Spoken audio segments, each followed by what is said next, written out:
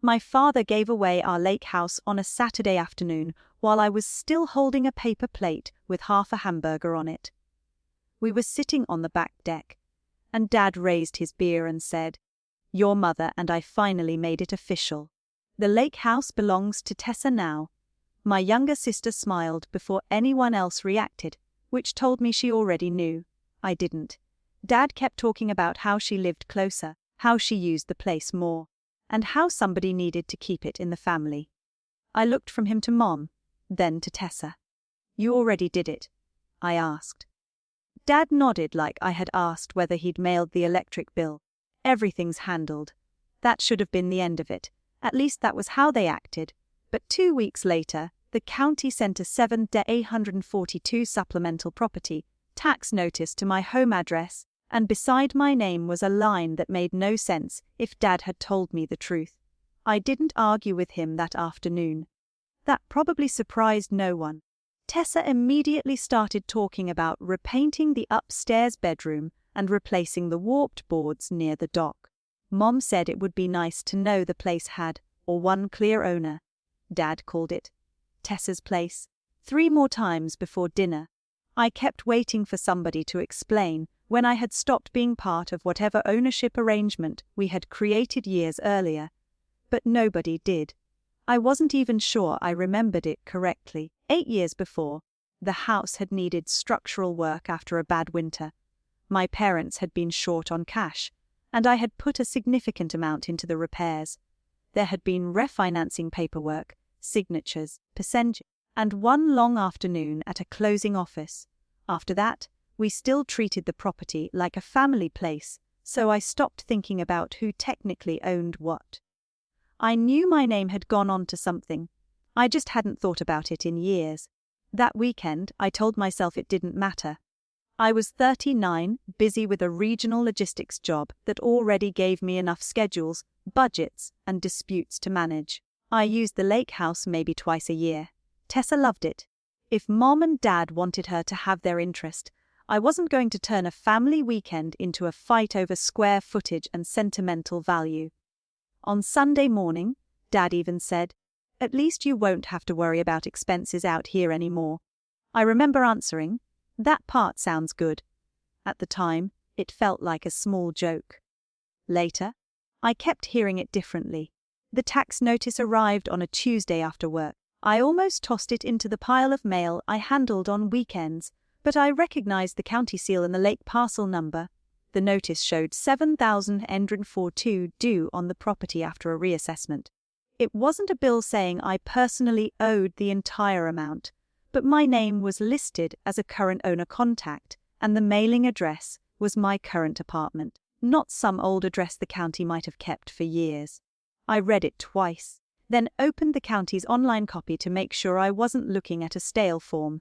Same parcel, same tax year, same name. I texted Tessa a picture and wrote, "Do you know why this came to me?" She called almost immediately. "That's weird." Dad said everything was done. "Did he say I was still listed anywhere?" "No, he said the house was mine now." There was no hesitation in her voice. If she was pretending, she was very good at it. "Just send it to Dad," she said. "He'll fix it."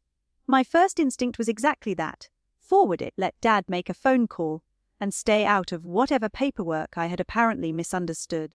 That was what I usually did when family decisions became messy. But I looked again at the amount and thought about Dad telling me I would never have to worry about expenses there again. "I'm going to check with the county first," I said. Tessa went quiet for a second. "Okay. I mean, sure." After we hung up, I made coffee even though it was almost 8 at night, and sat down with the notice on my laptop. The form had a section of codes I hadn't noticed on the paper copy. Most of it meant nothing to me: parcel class, assessment status, transfer date. Then I saw a field labeled ownership interest.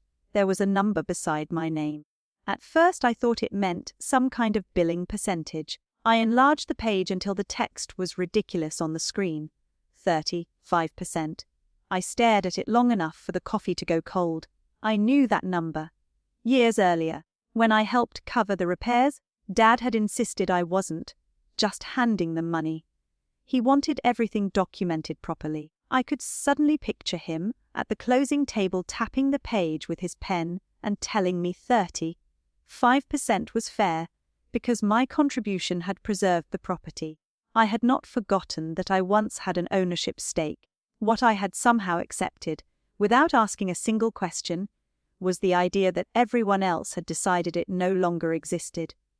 The part that bothered me most was not the percentage itself. It was how confidently they had all spoken as though there was nothing left for me to know, approve, question, or remember.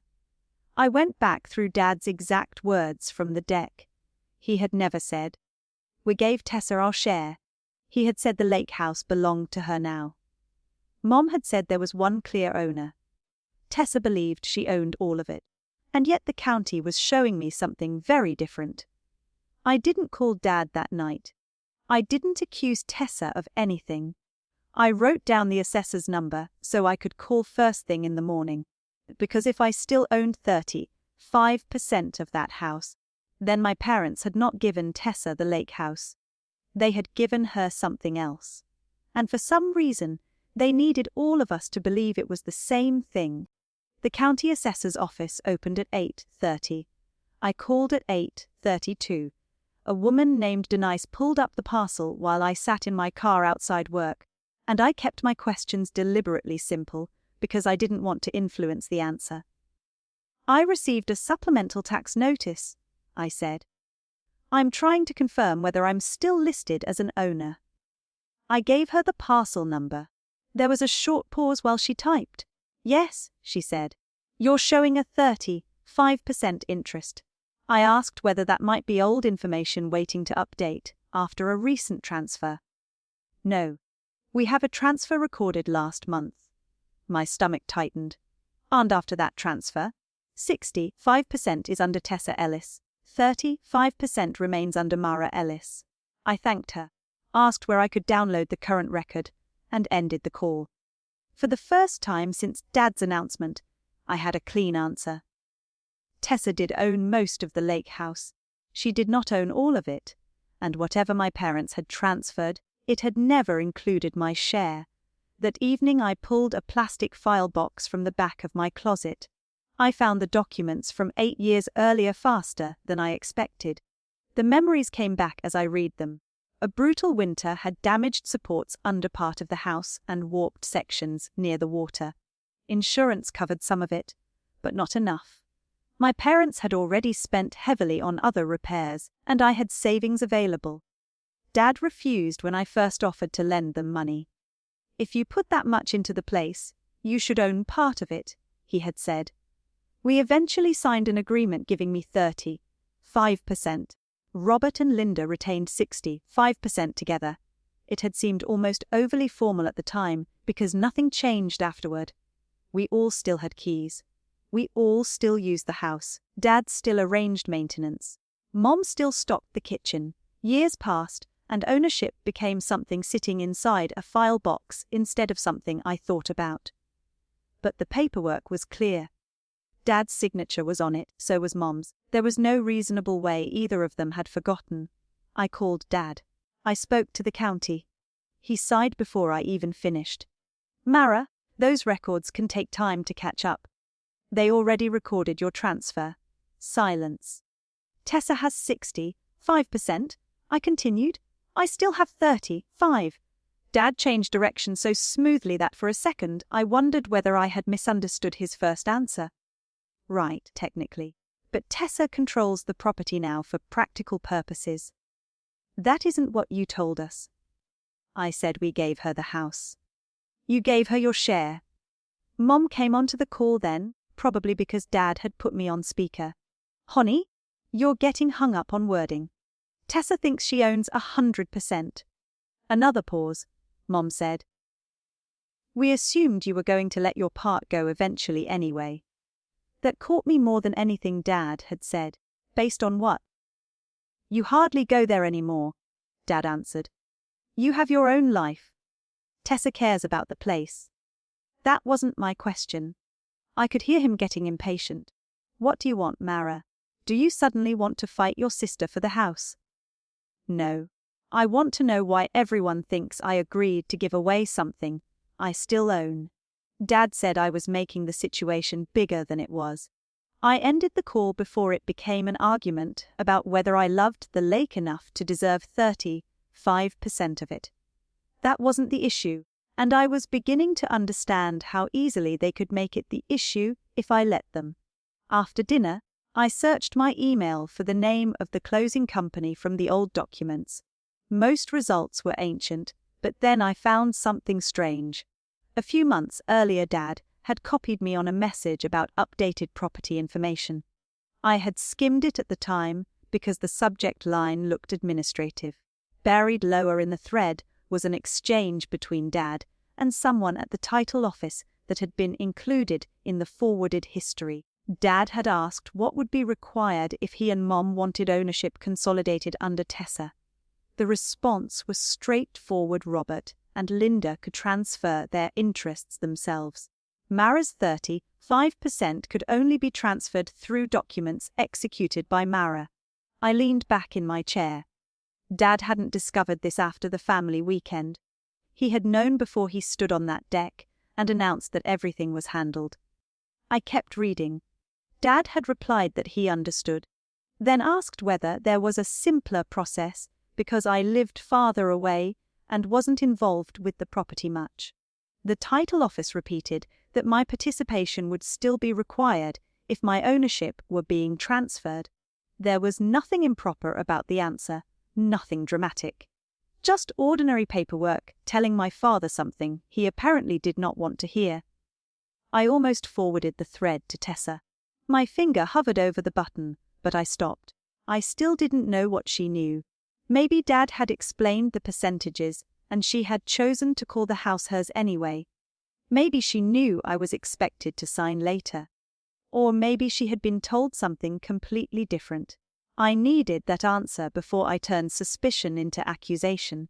Then I reached the final message in the chain. Dad had written one more question after being told for the second time that my signature would be necessary.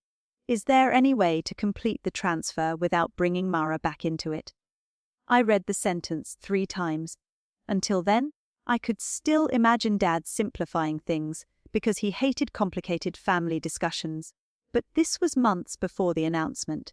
He had specifically asked how to remove my interest without involving me. He knew it couldn't be done. Then he went ahead, transferred the 65% he could control, and told everyone Tessa owned the lake house. I saved the email thread to a folder and closed my laptop. I wasn't interested in catching Dad in a lie for the satisfaction of it.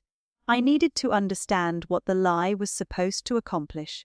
And there was one person who could answer the next question better than he could. If Dad knew I still owned 35%, what exactly had he told my sister? I called Tessa the next evening and asked if I could come by. I didn't tell her why over the phone, because I wanted to see her reaction before either of us had time to build a defense. She lived about 20 minutes from me, in a townhouse with a tiny back patio she was always trying to turn into a garden. When I arrived, she had the lake house folder already sitting on the kitchen table. Dad said you called him, she said. He thinks you're upset about the house. I'm trying to understand the house. Tessa folded her arms. Mara, you barely go there. You never wanted to deal with it, and now that Mom and Dad gave it to me, suddenly there's a problem. That was exactly the argument I had expected, and for a few minutes I could feel myself wanting to defend every holiday I had missed and every repair I had helped pay for. Instead, I sat down. I'm not asking whether you deserve it. I'm asking what Dad told you. Her expression tightened. About what? What percentage of the lake house do you own? She looked at me like the question was ridiculous. All of it. There was no hesitation. I opened the county record on my phone and slid it across the table. You own 65%.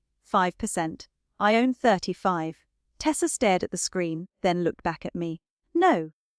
Dad transferred the house. He transferred what he and Mom owned. He said you'd stepped away from it years ago. That phrase landed harder than I expected. I asked what stepped away meant Tessa couldn't tell me. She only knew Dad had explained that I wasn't involved anymore and that the property would be simpler if it belonged to one person. "Gave me a folder," she said. "Everything is in there." She pulled it toward us. The recorded transfer itself wasn't mysterious. It showed exactly what the county had told me Mom and Dad had transferred their combined interest to Tessa. But tucked behind it was a yellow legal pad page in Dad's handwriting. It listed insurance, utilities, dock maintenance, taxes, and several notes about future repairs. At the top he had written, "Lake House, 100% Tessa." Tessa touched the line with one finger. That's what he told me. "Did you ever ask what happened to my share?" Her face changed slightly.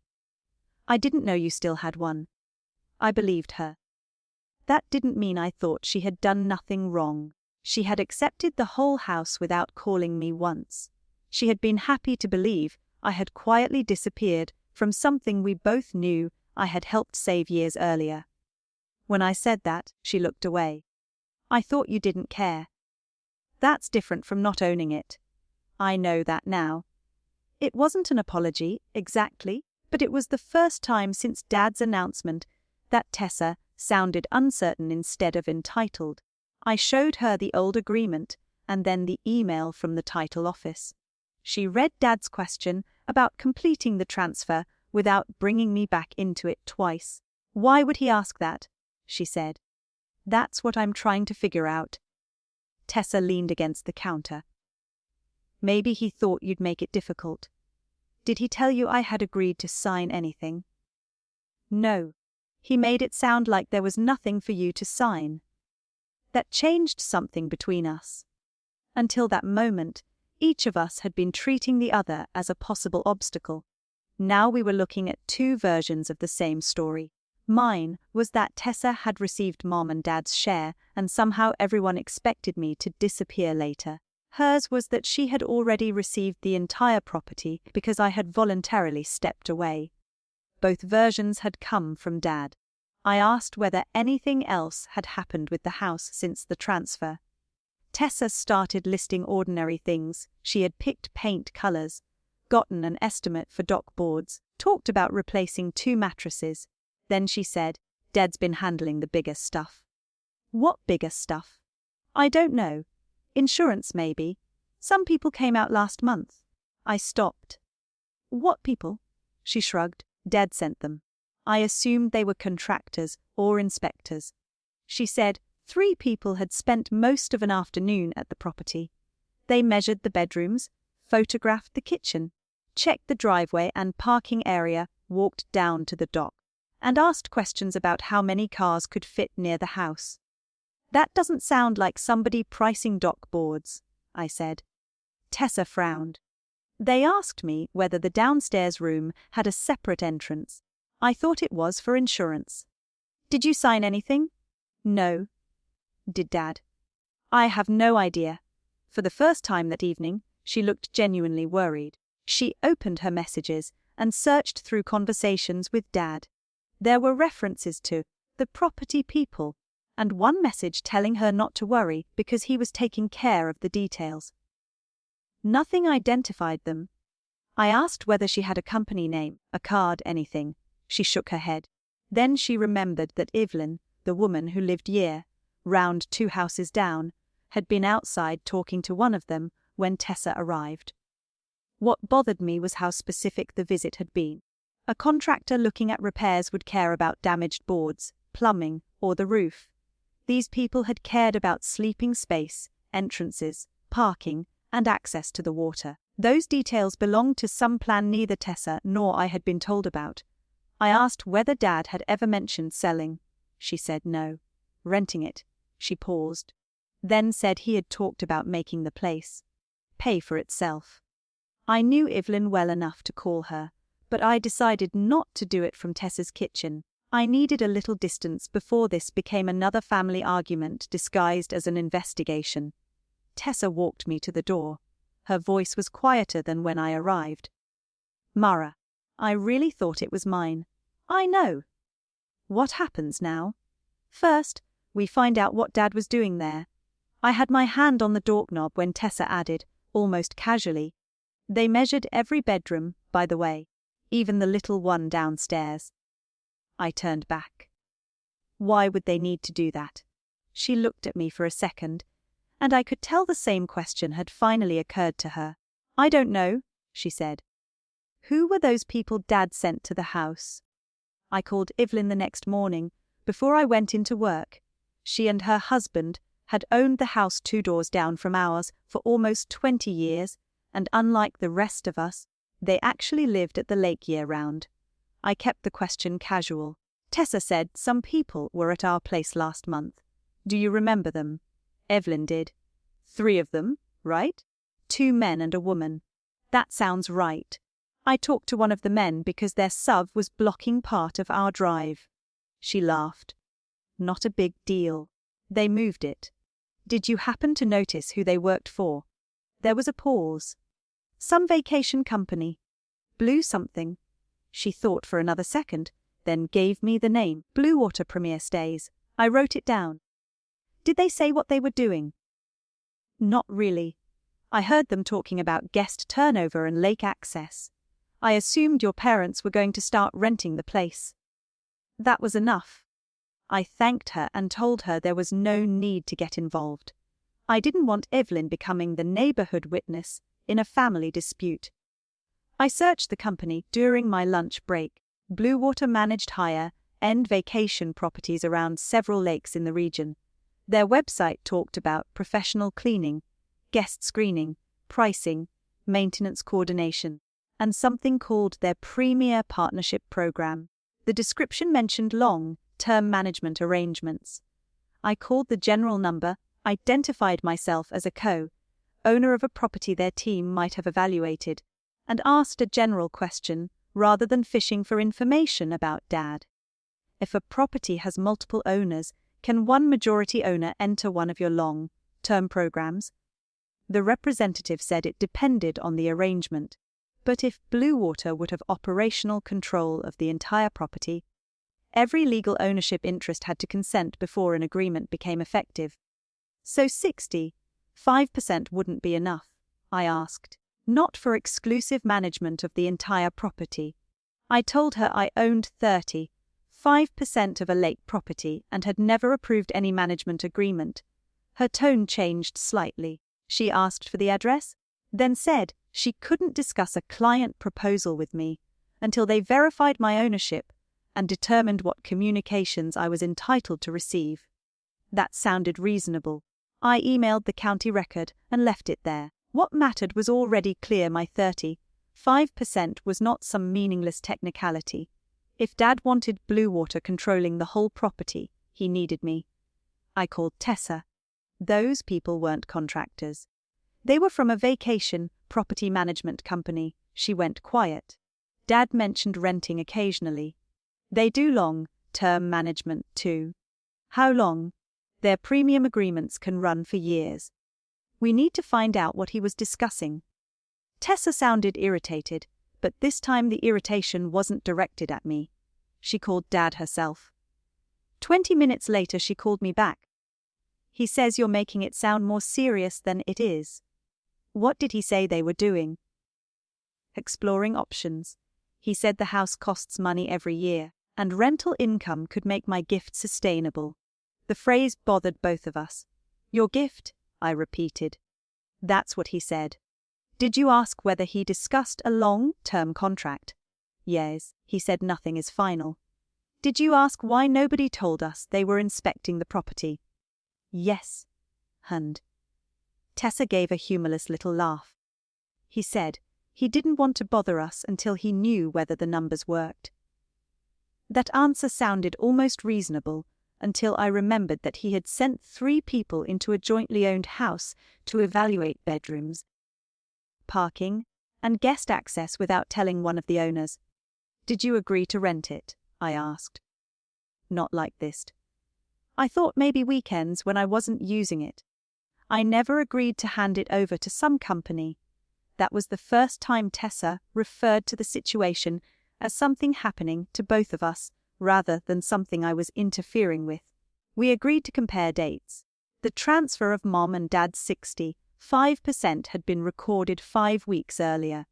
Blue Water's inspection happened less than 2 weeks after that. Dad had contacted the title office about consolidating ownership months before either event. The sequence didn't prove why he was doing it, but it made his explanation about casually exploring rental options harder to accept. Maybe he really was just trying to help me afford it, Tessa said. Maybe, I said. But then why tell you I own nothing? She didn't answer. I wasn't ready to decide Dad's motive for him. He could have wanted Tessa to have the house, and also wanted it generating income. Neither idea was automatically sinister. What I couldn't explain was why both plans seemed to work better if I believed I had no ownership and Tessa believed the same thing. Later that evening, Blue Water emailed me. They confirmed they had received proof that I was a co-owner. They still didn't provide Dad's proposal, but they repeated one important point in writing. No exclusive management agreement could become effective without consent from all recorded ownership interests. I forwarded that sentence to Tessa. She replied almost immediately. Then why did Dad act like everything was already decided? 10 minutes later she called. I found something. She had been searching her email for Blue Water and discovered a message Dad had forwarded to her 3 weeks earlier. At the time, she had barely looked at it, because Dad's note above it simply said, "I'm handling this." The forwarded section contained scheduling language and several numbers she didn't understand. "Send it to me," I said. The email arrived while we were still on the phone. I opened it and recognized Blue Water's name at the bottom. The body referred to projected annual revenue, property preparation, and final documentation. Nothing in the visible portion told me exactly what Dad had agreed to. Then I read the subject line. "Tessa," I said, "did you notice what this email is called?" "No." I read it aloud. Advance payment, final owner consent. Neither of us spoke for a few seconds. An advance payment was different from rental income arriving month by month.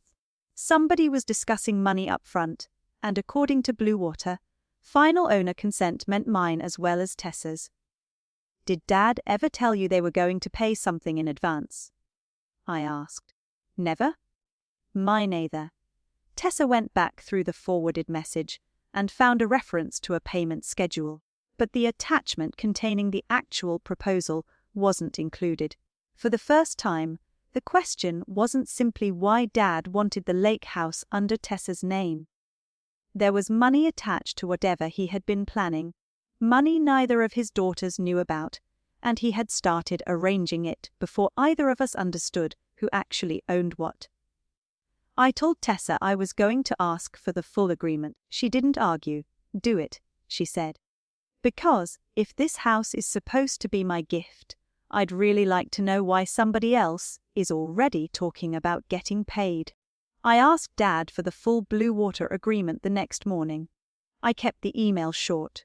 "Since I'm a 35% owner, and the proposal requires all owners to consent, please send me the complete draft and payment schedule before anything else moves forward." He called instead of replying.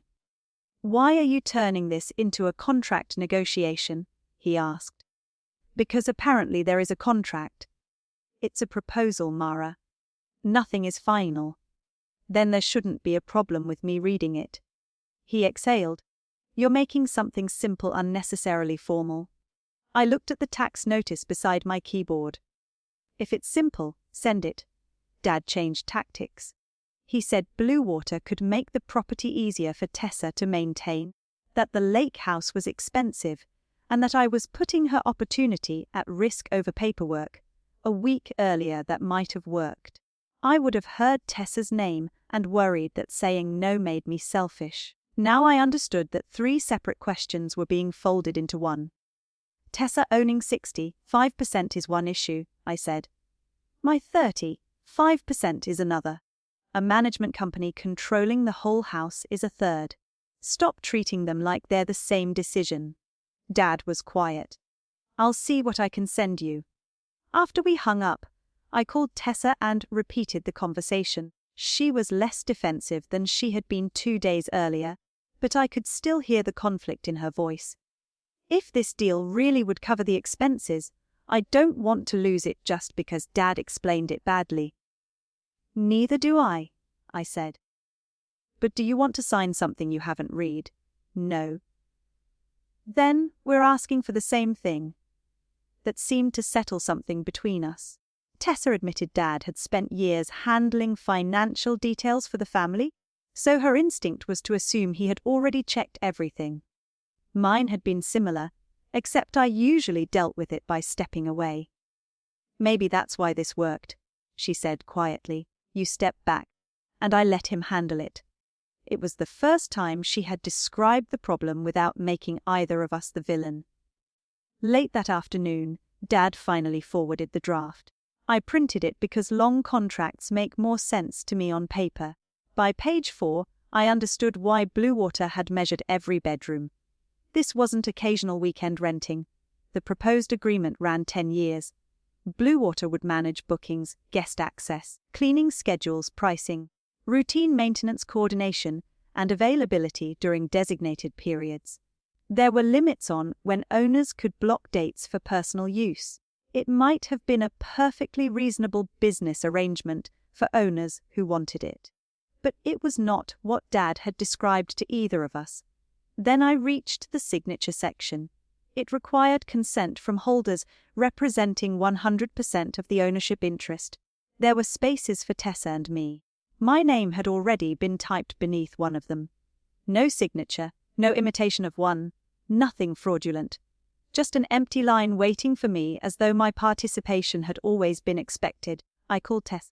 He needs both of us. I'm looking at it too, she said. 10 years. That got my attention.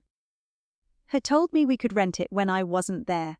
We went through the draft together. The more we read, the clearer the distinction became. Dad hadn't completed some secret deal behind our backs. He couldn't. What he had done was move the process far enough that saying no would now feel like stopping something already underway. Inspections had happened. Revenue projections had been prepared. Tessa had been told the house was hers. I had been told I was out of it. By the time my signature became necessary, refusing could easily be framed as me taking something away from my sister. Then Tessa reached the payment schedule before I did. Mara. Her voice changed. Look at the advance. I turned several pages.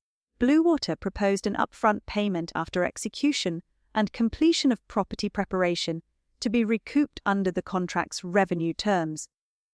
It was far larger than anything needed for paint, mattresses or dock boards. What is Dad planning to do with that? Tessa asked. I had no answer. The agreement didn't say. It only showed when the money would be released, and that timing depended on final owner consent. I thought about Dad's urgency, the title, office emails, and his insistence that I was making a simple arrangement difficult. Suddenly the pressure made more sense, even if the reason for it didn't. I called him that evening. I read the draft. Good. Then you can see this is legitimate. I never said it wasn't. What is the advance for? There was a pause. It gives us flexibility. For what? Property expenses, family finance, things that need to be stabilized. What needs stabilizing? Dad's voice hardened. Not every financial decision your mother and I make needs to become a committee meeting. Agreed. But if the money requires my signature, I need to know what I'm signing for. Mom had apparently been nearby, because I heard her say something in the background. Dad answered her too quietly for me to catch it. Then Mom came onto the phone. Mara, your father is trying to replace some money and keep everything on track. Dad interrupted immediately. Lender, one word. But the tone stopped her. I sat up straighter. Replace what money? Nobody answered. Dad said we would discuss it later. I told him that was fine, but until we did, my signature was not going anywhere. After the call ended, my phone rang again less than 5 minutes later. This time it was Mom alone. Her voice was lower. It was supposed to be replaced before either of you knew. She didn't answer when I asked what she meant. I could hear a cabinet close and the scrape of a chair.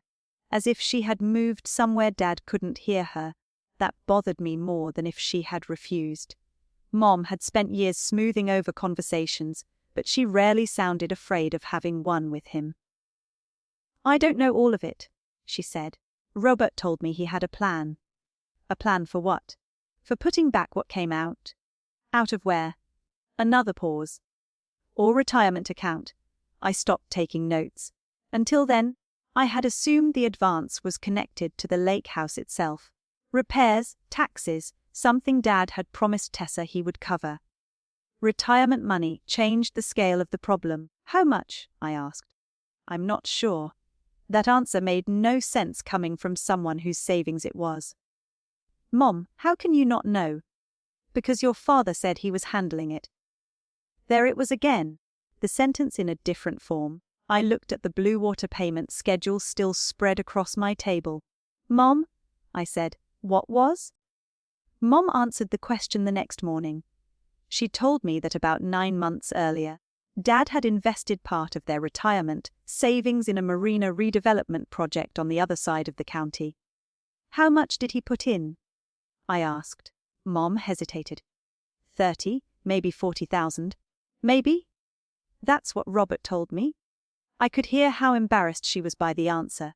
Mom had always been careful about household bills, but Dad had managed investments for as long as I could remember. She knew what came into their checking account and what went out. She did not regularly look at brokerage statements. "Is the money gone?" I asked. "He says it's tied up, the project stalled. Permits, financing, something like that. And the Blue Water advance was supposed to replace it." That was the plan. For the first time, Dad's urgency had a shape, but the amount still bothered me. The advance in the draft was much larger than $30,000 or $40,000. I asked Mom whether she had personally seen the retirement account since the investment. She hadn't. "Then you don't actually know how much came out?" I said. She was quiet. "No." I called Tessa after work and told her what Mom had said. Her first reaction surprised me. "I don't think we should start digging through their retirement accounts." "Neither do I. It feels private." "It is private. Until Dad tries to replace the money with a contract that requires our property and our signatures." Tessa didn't answer immediately. She had spent most of the week moving away from Dad's version of events, but this was different. Asking questions about the house was one thing. Questioning how our parents handled their savings felt like crossing a line. "I don't want to become the daughter who audits Mom and Dad," she said. "Then don't. Ask Mom whether she knows the real number." That was what Tessa eventually did. She called me an hour later. "Mom wants to look at the statements herself." The next evening, the 3 of us sat at our parents' dining table while Dad was out. I didn't touch the laptop. Mom logged into the account herself and pulled up the transactions. We found the first transfer quickly, then another, then a third. By the time Mom added them together, nobody said anything for several seconds. The total was just under $94,000. "That can't be right," Mom said. She checked again. It was. Some of the money was technically invested rather than formally declared lost. But withdrawals and project records showed that nearly 94,000 of their retirement savings was committed to a development that had stopped moving and was not returning cash. Mom had been told less than half that amount was exposed. Tessa leaned back from the table. "Does Dad know the real number?" Mom looked at her. "He made the transfers." That was the moment her expression changed. Until then, she had been worried about a bad investment. Now she understood that Dad had also minimized it to her. I opened the Blue Water proposal and placed the advance figure beside the retirement transactions. The numbers weren't identical, but they were close enough that coincidence stopped feeling like the best explanation. Then I pulled up the dates. The marina project's problems had worsened first. Dad contacted the title office about consolidating ownership afterward. Mom and Dad transferred their 65% to Tessa. Blue Water inspected the house less than 2 weeks later. "So the gift was never really a gift?" Tessa asked. I don't think that's necessarily true, I said. Dad may genuinely want you to have the house. That doesn't mean this other plan wasn't attached to it. Dad came home before we finished. He stopped when he saw the statements on the table. Mom spoke. You told me 30 or 40. Dad set his keys down slowly. I told you what I thought was actually at risk. 90, 4,000 came out. It isn't all gone. He explained that the marina project still had assets and could recover if financing resumed. He had believed he could bridge the retirement account temporarily with income generated by the lake property. Blue Water's advance would restore much of the missing liquidity, and the management income could support the house afterward. Listening to him, I could see the logic that had probably made the plan feel reasonable in his own head. He wasn't buying sports cars or hiding money for some secret life. He had made an investment he was embarrassed to admit had gone badly, and then tried to solve it before Mom had to confront the full damage. The problem was that his solution required decisions from people he had never properly asked. Why transfer the house to me first? Tessa asked. Dad rubbed his forehead. Because we wanted you to have it anyway. You're the one who uses it, and with you holding the majority interest, I thought the management arrangement would be straightforward. Mom stared at him. You told me majority ownership was enough. Dad corrected her. I said it put us in a stronger position. That isn't what I heard. I asked the question that mattered to me. What did you tell Blue Water about my 35%? That it was a family matter. That doesn't answer me. I told them I didn't expect your approval to be a problem. Why? His frustration returned. Because you've never cared about controlling that house, Mara. I assumed once you understood that it helped your mother and helped Tessa, you would agree. There it was, not greed, not some elaborate scheme. Just an assumption powerful enough to organize everyone else's choices around mine. Dad believed my eventual yes was so predictable that asking me early only created unnecessary risk. Did you tell them I had already agreed? I asked. No. He answered quickly enough that I believed he was drawing a distinction he considered important. I never signed your name. I never said you executed anything. That was true, as far as I knew, but it left room between those statements, and I wanted to know what occupied it. The following morning, Blue Water answered that question for me. Because they had verified my ownership, a representative sent a clarification about the status of the proposal. Attached was a short summary of earlier communications with Dad. Most of it was ordinary projected revenue, inspection dates, preparation costs.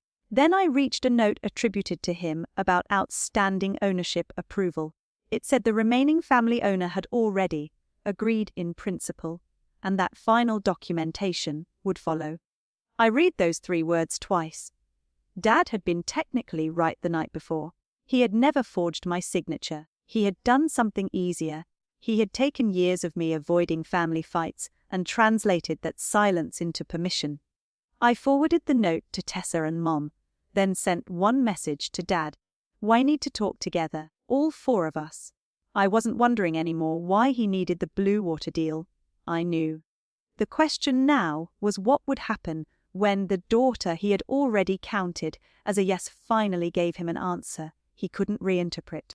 We met at my parents' house on Sunday afternoon, and for once I didn't bring a folder thick enough to make the conversation look like a trial. I had printed exactly 2 pages, the county ownership record and Blue Water's note saying the remaining family owner had agreed in principle. Dad sat across from me at the dining table. Mom took the chair beside him, but there was enough space between them to make it obvious that the retirement account had changed something. Tessa sat beside me.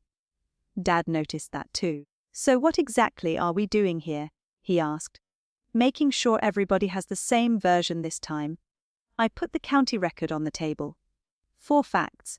I own 35%. You knew that before transferring your share.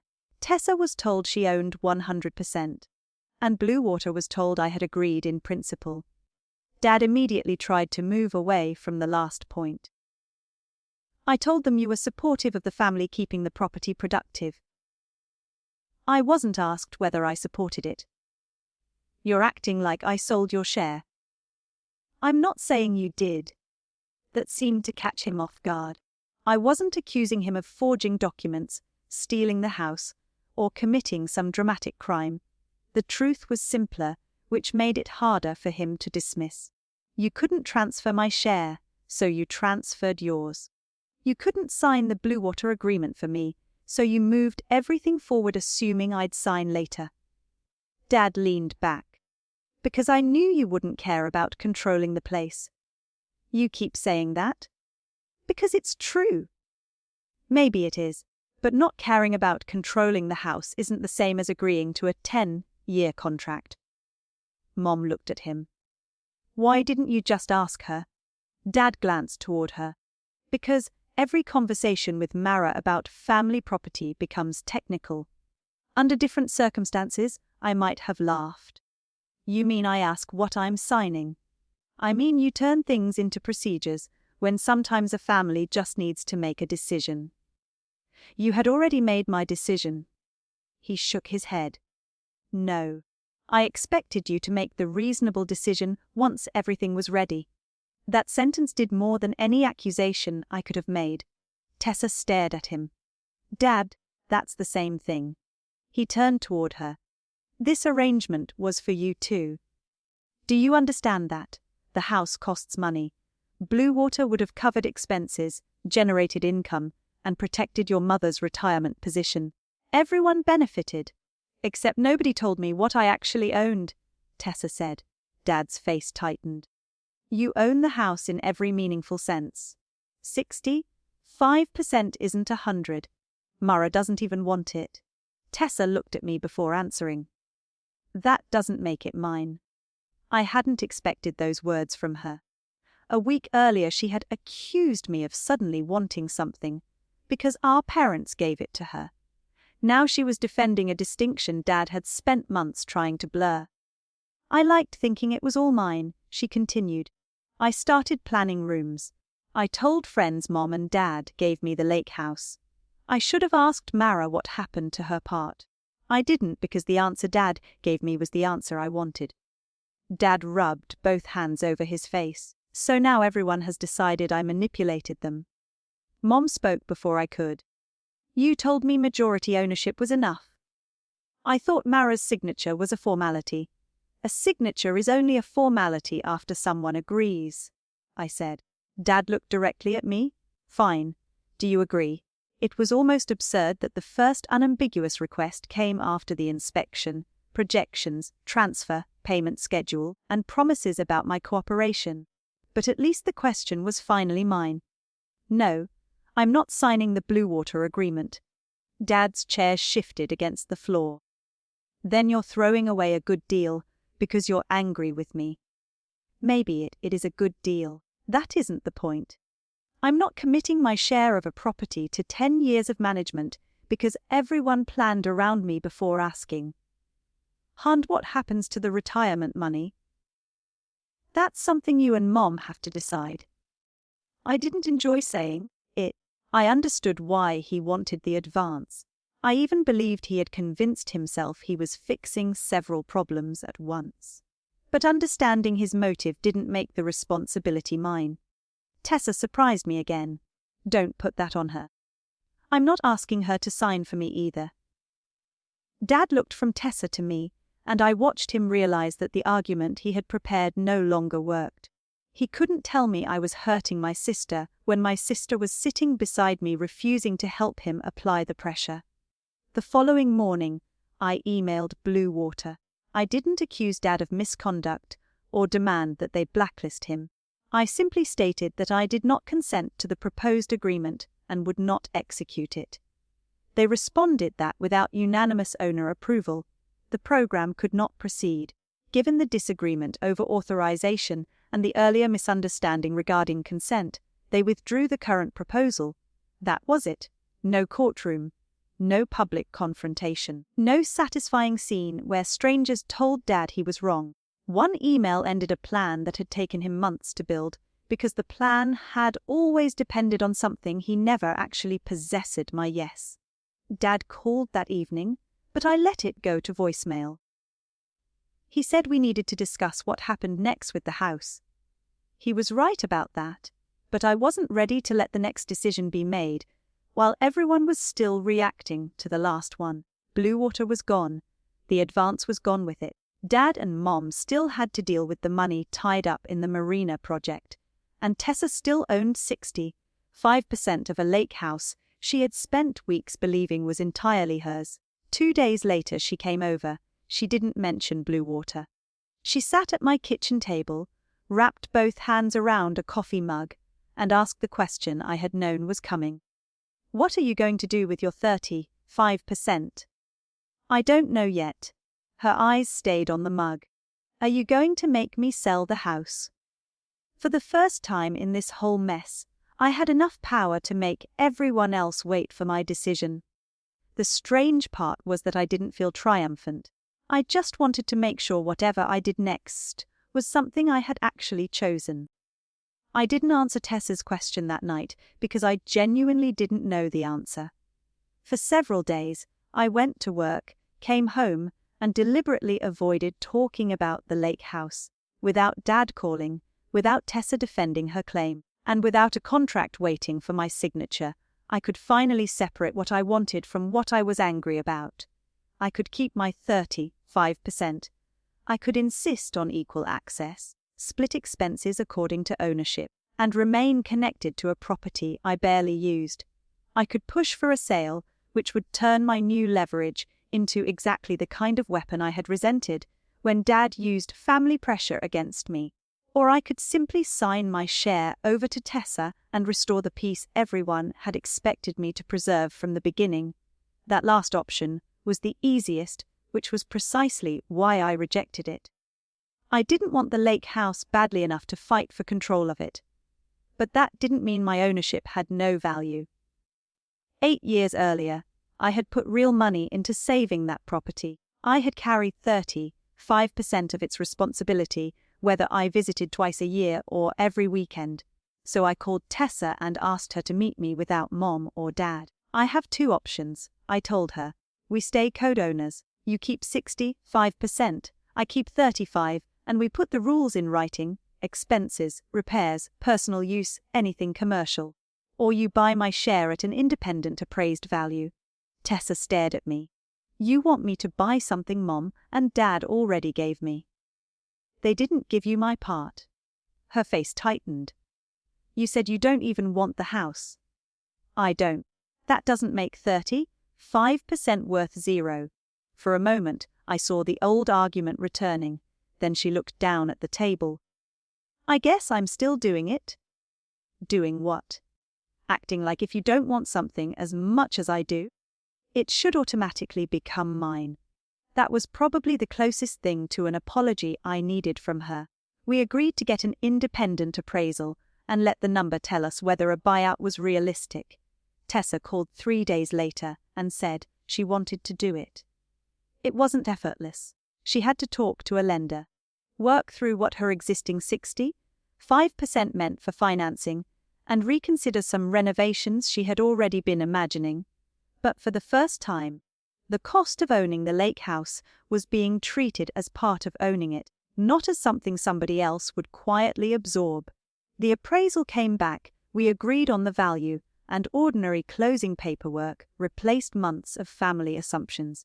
The $7,842 tax notice that had started everything came back into the conversation too. We worked out my legitimate share through the closing figures. I paid what belonged to me. Not all of it, because my name happened to be on a notice. Not none of it, because I was angry. 35% responsibility followed 35% ownership until the day that ownership ended. Dad hated the arrangement at first. He said Tessa shouldn't have to finance a buyout when I could simply give her the share and keep the property in the family. I told him the property was staying in the family. It just wasn't going to get there by pretending my contribution had never existed. He stopped arguing with me after that, without the Bluewater advance. He and Mom had to deal with the retirement problem directly. They cut back some plans, met with a financial advisor, and accepted that the marina investment might take years to recover, if it recovered at all. Mom also started reviewing every account herself. She didn't leave Dad, and I never expected her to. But the phrase, "Robert handles that," disappeared from her vocabulary. Dad took longer to understand what had changed. For several weeks, he still described the whole situation as me making a simple solution difficult. Then one afternoon, after the buyout paperwork was nearly complete, he called. "I should have asked you before I started planning around your answer," he said. It wasn't a dramatic apology. He didn't suddenly admit every decision had been wrong. I actually trusted the sentence more because of that. "Yes," I said. "You should have." We talked for another 5 minutes about ordinary things. I didn't tell him everything was fine, because it wasn't. Trust didn't return because he had finally named one mistake correctly. But I also didn't need him to beg for forgiveness before I could move forward. Closing happened on a Thursday. I signed the transfer myself when the documents were recorded. Tessa finally owned 100% of the lake house. A week later, I drove there to collect a box of things I had left in an upstairs closet: old photographs, 2 books, a sweatshirt, and a chipped coffee mug I had been using there for years. Tessa was outside when I arrived. She handed me the mug before I could ask for it. "I figured this was yours. Apparently you're getting better at ownership questions." She laughed, and so did I before leaving. I walked down toward the water. Nothing about the house looked different. Same dock. Same deck where Dad had announced that it belonged to Tessa. The strange thing was that now he was finally right. Tessa owned all of it, and I owned 0%. But those numbers no longer bothered me because nobody had decided them in my absence. Tessa had chosen to buy. I had chosen to sell. Dad had been forced to solve his financial problem without turning my cooperation into an asset he could spend in advance. And I had learned that avoiding a fight was not always the same thing as keeping peace. Sometimes it only taught people that your silence was available for them to interpret. I put the box in my car and drove away without looking back at the house again. Losing my 35% wasn't the ending. Choosing what happened to it was.